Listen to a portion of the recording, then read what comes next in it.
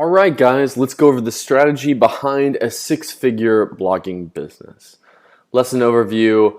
The importance of beginning with the end in mind is what we'll be talking about. We'll be talking about your blogging order of events and why blogging is an A to Z thing. Okay, how most blogs are built is in just absolute chaos, is what it seems like to me.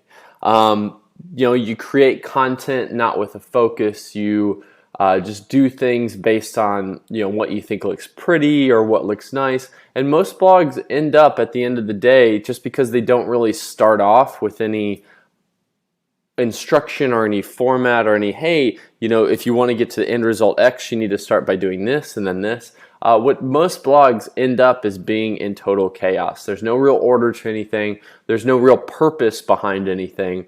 It's just built as just a general blog. And this is also why most blogs don't make any money. But how a six-figure blog is built is very different. It's very much like a machine where every single part of the blog has a purpose and serves an individual purpose. So one of the first things that we have to think about is that when we're building a six-figure blog, we begin with the end in mind. We start with the end action and we then build from there. So we start as far out as thinking as what I call the final phase, which is where a customer loves your product so much that they're sharing it with their friends in real time. We start with almost all the way out there and then we build it backwards. Okay? And that is the difference, the subtle but real difference between why most bloggers don't make any money versus the ones that do. Once you have your end action, once you know the final step that you want them to take, we focus on everything else. This can be both selfish and done for others. And I'm going to explain that to you because you might think, oh my gosh, I don't want to be selfish. Being selfish is a bad thing. Guys, having your own self-interest at heart while having the interests of others is something that a good blogger understands. It's something that a good person understands, because doing things only for yourself is bad, and doing only things just for others and never helping yourself out, I also think that's bad. I don't think it's a good way to go about it, and I'm gonna explain a little bit of that. Let's go over the successful order of events, and this is going to give you a better understanding. First, we identify your target market. You're going to identify the target group of people that you want for the product that you are selling or for your final action. The group of people that is making the final purchase decision. Then you're going to build, or you're going to find through affiliate marketing, a product that solves a need or a problem that they have. What you will learn about blogging is that in order to make money, you have to solve people's problems for them. Okay, we sell something called the 21-Day Fat Loss Challenge that is helping solve the problem of helping people lose weight. We have a product called the Yoga Fat Loss Bible. It's helping solve the problem of them wanting to use yoga and lose weight, but they don't want to do high-intensity workouts, right? We have a product called Six-Figure Blogger that's solving the need that you have to turn your blog into a full-time business, a full-time income, right? Building products is both mutually about you making money, but it's more, if you want to ever sell anything, about solving a problem that another person has. Okay, that's why it can be both selfish and done for others. So what you want to do is you're going to build this product for this person, helping them solve a problem, and then you're going to build a funnel designed to build trust, and that eventually sells the product. You're going to get people into that trust funnel with something called sales-centered content, and that's content designed to get the right person in the right place at the right time with you. Okay, and then over time, you're going to continuously improve your funnel for maximum conversions. You're going to get better at it. You're going to write better articles. You're going to send better emails. You're going to make better sales pages to continually improve your funnel. This is what Lauren and I do on most days now, is that we have all these things in place, and we have to wake up every day and we make tweaks and alterations and try new things to continuously improve our funnel. Guys, it's not about you. This is one of the weirdest lessons, but one of the most important, because you're probably thinking, well, six-figure blogger, right? It's because I want to make a big income. But guess what? In order to make a big income and make a big impact in the world, and to do it without feeling selfish or feeling like slimy or scammy, you have to focus on the other person first.